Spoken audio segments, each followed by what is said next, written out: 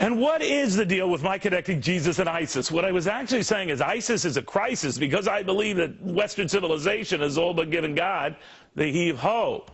Tim out in Arizona agrees with that. Best closing statement I have ever heard. Bravo. Bob in California. Neal, a nation of crackpots indeed, led by the biggest crackpots of all. I wish there were more voices like yours being broadcast in this country. Jim writes, thank you for speaking the truth. You said it perfectly. Joan in Minnesota, great one, Mr. Cavuto. We're headed down the road to Rome. Jack via Gmail. Neal, don't you find it a bit ironic that while you claim our problems are caused by moving away from God, it can easily be argued that the successes of ISIS are due to their claim that they are doing God's work? Well, Jack, I sometimes wonder if they ran that one by their God, who just might find them a piece of work. Stan emails, nonsense, nonsense, nonsense. The Islamic extremists are causing much of the problems to our way of life. Pray to their God 5 times a day and insist actually on strict adherence to what they believe is God's law. Maybe it would be better if they stopped believing in God.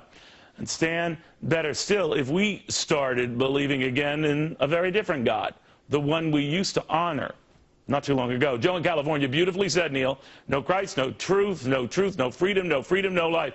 Well, whether it's Christ or another deity, my only point there, Joe, was no Judeo-Christian foundation, no foundation, period, no country, period. Michael in Texas, as a 33-year Army veteran, I could not agree more with your commentary. Thank you for standing up for America. Well, back at you, Michael, for serving America. Christine in Washington, great reflections on God and our turning from him. Bill via mindspring.com. I normally do not respond to such thoughts, but I believe you are right on point as we have allowed the few to denigrate the fundamental foundations of this country. Well, that's my fear, Bill. That is my fear, hollow to the core. Shelley in Virginia, I'm so glad you brought this up. We are building our house in sand in vain. Do the watchmen keep vigil? Britt picks up on this biblical theme. Woe to those who call evil good and good evil, who put darkness for light and light for darkness, who put, well, bitter for sweet and sweet for bitter. That almost sounds like MSNBC's motto. Joan via Yahoo. We now worship the God of self and have a country full of narcissists. We will never succeed with this attitude. Pride goes before a fall. Rome did fall. We too are falling. Actually, I'm never so cynical with that stuff, Joan. We can stop this. We have the power to stop a trend that we ourselves create.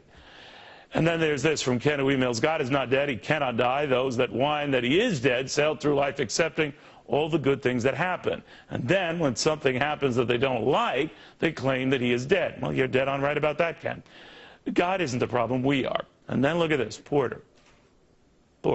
Haven't heard from him in a long time. Well, you talking about God is sort of like Roger Goodell saying he's sorry. Sorry, ain't buying it from either of you two phony gas bags.